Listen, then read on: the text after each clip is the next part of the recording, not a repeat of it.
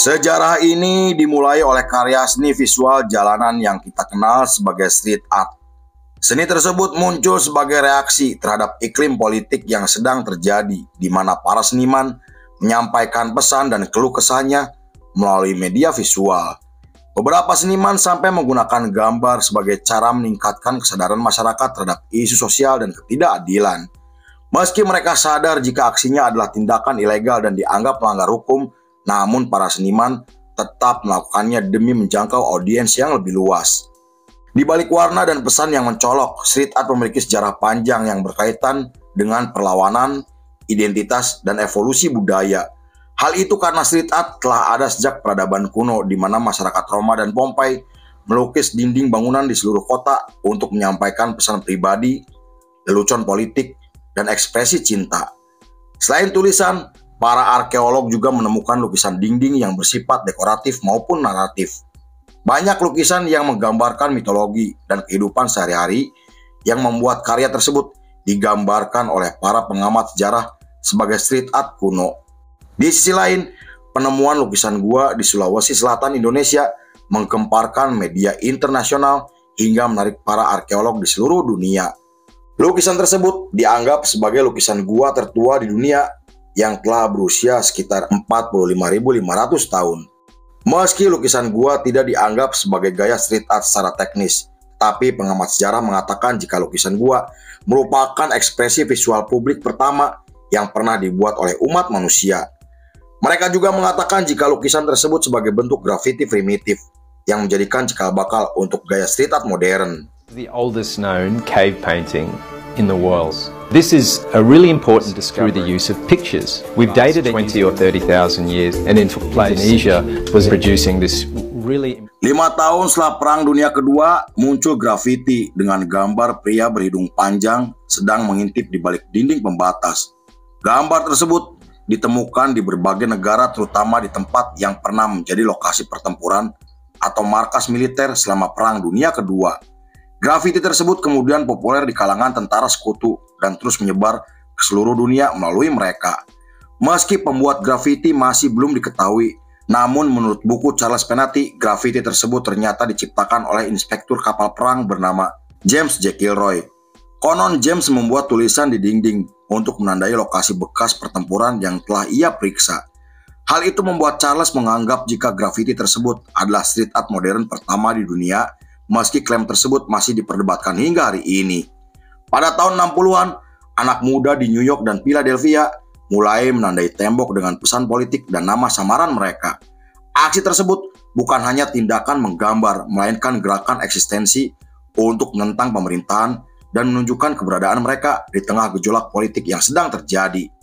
Seorang seniman yang menamai dirinya sebagai Taki 183 dianggap sebagai pionir sekaligus tokoh penting untuk sejarah dan perkembangan budaya street art di Amerika, khususnya di kota New York.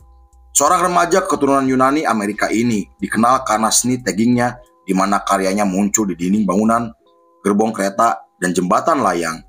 Majalah New York sampai menerbitkan artikel yang membuat para remaja Amerika mulai meniru gaya menggambarnya hingga melahirkan budaya tagging yang populer di Amerika. Banyak seniman kemudian menyebutnya sebagai Godfather of Tagging, yaitu bentuk awal dari grafiti yang kemudian berkembang menjadi mural, wild style, dan street art.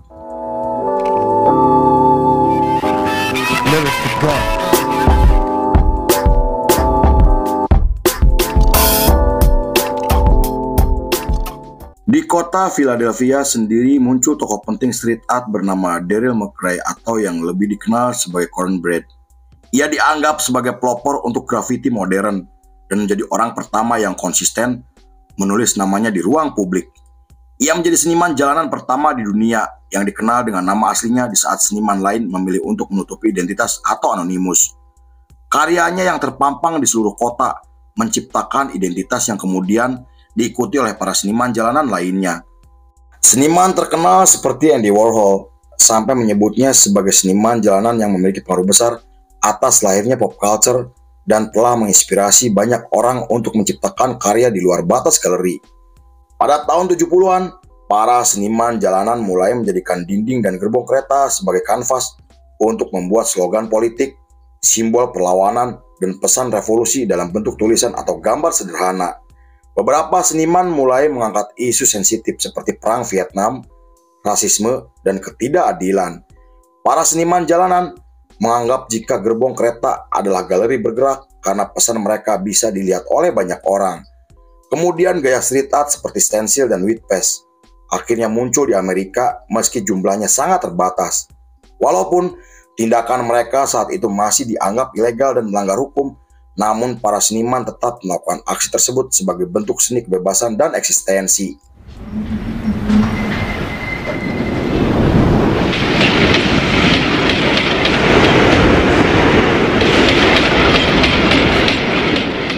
Di sisi lain, street art dan graffiti selalu dikaitkan sebagai entitas yang sama karena sama-sama muncul di ruang publik.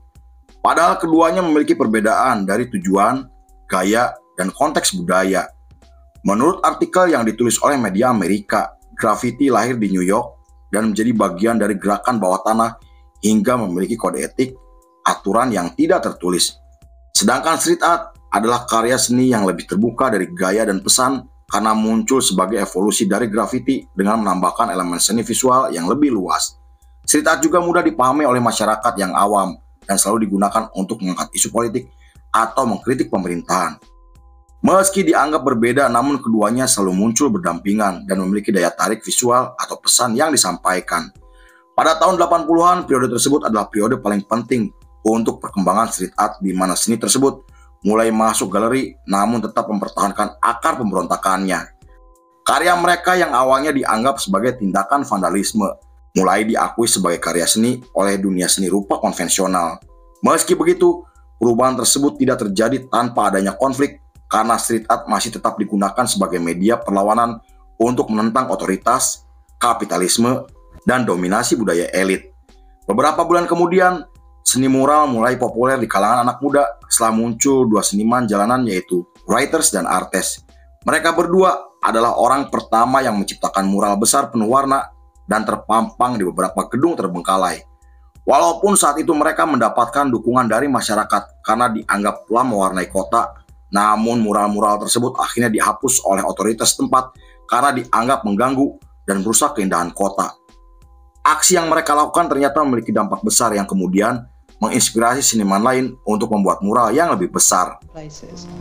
And they're showing to the wrong people.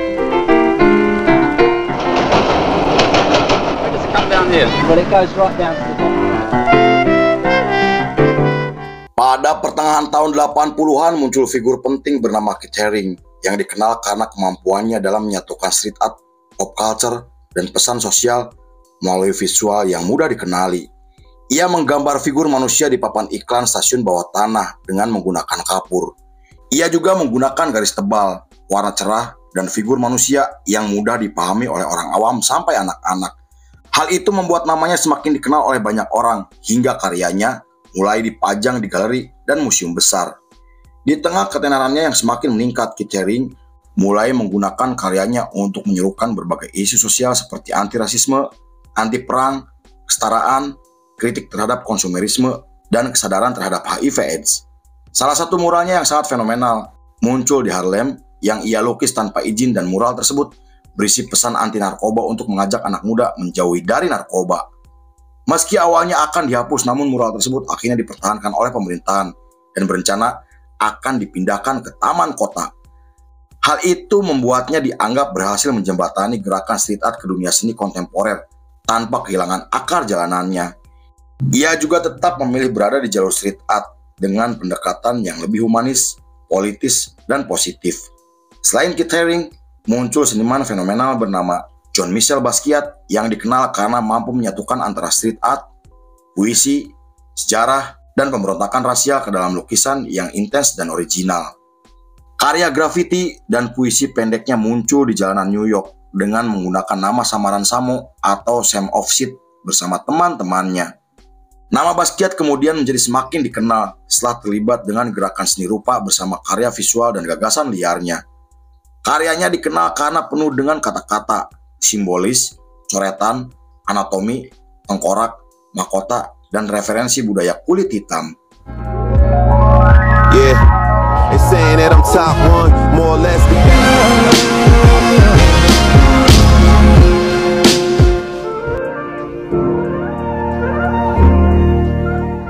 Dengan latar belakang street art dan seorang kulit hitam, Basquiat menggunakan warna kontras, goresan kasar, dan lapisan cat yang tampak mentah. Meski sekilas terlihat abstrak, namun lukisannya memiliki makna mendalam yang konon terinspirasi dari buku medis, Alkitab, sejarah kolonial, dan pop culture. Persahabatannya dengan seniman Andy Warhol membuat namanya semakin dikenal hingga menjadi simbol kebangkitan street art yang mulai diakui di panggung seni internasional. Basquiat juga menjadi seniman kulit hitam pertama yang mendapatkan pengakuan dari dunia seni modern yang sebelumnya didominasi oleh seniman kulit putih. Lukisan Basquiat kemudian muncul di berbagai galeri seni dengan harga jutaan dolar yang membuatnya diakui sebagai salah satu seniman paling berpengaruh di dunia. Pada tahun 90-an, street art telah menyebar ke seluruh dunia seiring dengan meningkatnya arus informasi, migrasi budaya, dan pengaruh media massa. Para seniman mulai menjadikan internet sebagai alat dokumentasi untuk membagikan foto karya hingga membentuk komunitas antar seniman lintas negara. Mereka terus bereksperimen dengan menggunakan berbagai gaya seni seperti stensil, white paste, dan stiker art untuk menyampaikan pesan yang lebih kompleks di tengah tekanan aparat yang semakin represif terhadap grafiti konvensional. Di periode tersebut, muncul seniman kontemporer bernama Shepard Fairey dengan proyek seni yang menarik perhatian media internasional. Ia membuat dan menyebarkan wajah seorang pegulat dengan gaya propaganda untuk menyindir budaya konsumerisme dan manipulasi media. Kemudian, seniman asal Brazil yaitu Os Gêmeos mulai menciptakan karakter berwarna yang mencerminkan budaya dan kehidupan masyarakat lokal. Kedua proyek seni tersebut digambarkan sebagai contoh paling awal di mana seni street art menjadi viral sebelum era media sosial. The giant sticker campaign can be explained as an experiment by abstract observation, the first curiosity, and bring people to question. So as long as they'll just start to notice all of them. Di tengah ketenaran street art yang semakin meningkat, muncul seniman misterius bernama Banksy. Dan menurut artikel, ia adalah seniman asal Inggris yang dikenal karena teknik stensilnya dengan pesan politik, kritik sosial, dan ketidakadilan. Ia juga selalu menggambar dengan tema sensitif seperti kemunafikan politik, kekuasaan, perang, militerisme, pengawasan massa, dan konsumerisme. Meski awalnya hanya muncul di London dan Bristol, namun karyanya kemudian menyebar di berbagai negara seperti Amerika hingga ke seluruh Eropa. Karena itu Banksy dianggap sebagai simbol perubahan street art yang menjembatani antara dunia jalanan dan ruang seni tanpa masuk industri seni modern. Melalui karyanya yang tajam dan politis, Banksy berhasil membuktikan jika street art bukan sekedar hiasan dinding, tapi menjadi senjata untuk mengkritik, menghina, dan menyampaikan pesan terkait isu politik yang sedang terjadi di seluruh dunia.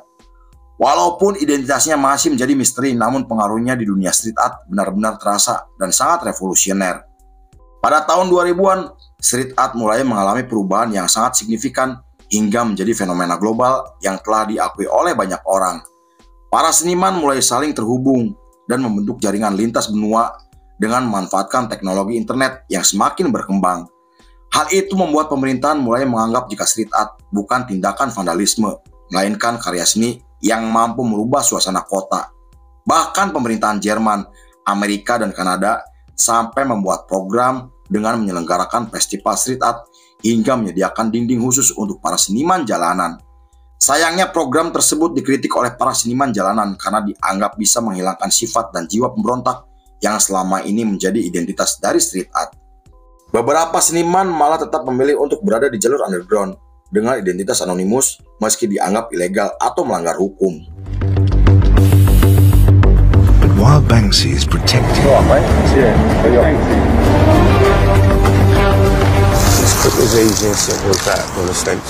pada tahun 2003, street art mulai dilirik oleh galeri seni, rumah lelang, para kolektor, bahkan merek fashion terkenal. Karya yang sebelumnya dilukis di tembok secara ilegal bisa dijual dengan harga ratusan ribu dolar dalam bentuk kanvas atau potongan tembok yang dibongkar. Periode tersebut adalah era keemasan untuk seniman jalanan, termasuk seorang seniman asal Prancis bernama Invander. Ia dikenal karena proyek seninya yang unik dengan menampilkan kepingan mozaik dari karakter video game. Ia menyebut kegiatannya sebagai gerakan invasi dan telah memasang 4.000 mozaik di 80 kota di seluruh dunia seperti New York, Hong Kong, Tokyo, London, Jakarta, Los Angeles, dan masih banyak lagi. Karena aksinya tersebut, para sejarawan dan kurator seni menyebutnya sebagai ikon street art dunia yang berhasil menggabungkan antara pop culture dan street art dengan cara yang cerdas. Kemudian nama Shepard Fairey menarik perhatian media internasional setelah menciptakan poster untuk kampanye Barack Obama. Ia berhasil mengaburkan batas antara street art dan propaganda politik yang terinspirasi dari propaganda Soviet, poster Mao Zedong, dan desain militer yang didominasi dengan warna merah, hitam, dan krem. Hal itu membuat para jurnalis sampai menyebutnya sebagai gambar politik paling berpengaruh dalam sejarah seni modern, dan karya tersebut sampai menjadi bagian dari koleksi pameran di museum seni terbesar di Amerika. Di periode tersebut nama Banksy menjadi semakin dikenal karena aksinya yang ikonik seperti memasang karya palsu di museum hingga membuat taman hiburan anti-kapitalis. Banksy juga tetap memanfaatkan media dan ruang publik dengan cara yang belum pernah dilakukan oleh seniman manapun. Gaya stensilnya yang tajam, ironi, dan kritik sosial terus ia lakukan di berbagai negara yang kemudian menggemparkan dunia. Beberapa lukisannya juga berhasil terjual yang membuatnya dianggap sebagai seniman jalanan terkaya di dunia. Finally, just before Christmas, a Banksy mural that it was ash from a skip that was falling on him. Well, to be transported to a new art museum in the with town. disapproval in many schools, this original Banksy was discovered by... Salah satu aksi paling politis yang pernah dilakukan oleh Banksy ketika ia menggambar tembok pemisah antara Israel dan Palestina. Ia menggambar anak kecil menggenggam balon dan anak kucing di dinding bekas bom yang kemudian menjadi kontroversi. Karya tersebut memperlihatkan penderitaan warga Palestina di tengah konflik, dan pada tahun 2010 ia merilis film dokumenter yang menceritakan seorang seniman amatir. Lalu ketika film tersebut gagal mendapatkan piala Oscar, Banksy membuat karya dengan menggambar gadis cemberut memeluk piala Oscar untuk menyindir dan menegaskan dirinya sebagai seniman jalanan anti otoritas. Karya tersebut langsung menggemparkan dunia yang menjadikan Banksy sebagai ikon street art modern paling berpengaruh dalam sejarah. Di Indonesia sendiri, street art muncul sebagai ekspresi visual, kritik sosial, perlawanan, dan pencarian identitas budaya urban Indonesia. Selain Jakarta, Bandung, Surabaya, dan Malang, Yogyakarta menjadi salah satu pusat penting untuk perkembangan street art di Indonesia. Dengan lingkungan seni dan kehadiran kampus seni ISI atau Institut Seni Indonesia, para seniman terus melakukan eksperimen visual seperti membuat karya di tembok-tembok kota. Nama-nama seperti Anti-Tank Project dan Taring Padi dianggap memiliki peran penting dalam pembentukan ekosistem street art yang menyuarakan isu sosial politik seperti ketimpangan, korupsi, militerisme, dan hak rakyat kecil. Beberapa karakter lokal dan ikon budaya populer muncul dalam bentuk mural juga stensil hingga menciptakan hubungan yang dekat antara karya seni dan masyarakat sekitar. Meski Taring Padi lebih ke arah seni grafis dan mural politik, tapi kelompok tersebut memiliki pengaruh besar dalam menyampaikan keresahan, protes, dan harapan melalui bahasa visual yang mudah dimengerti. Lalu film pun selesai.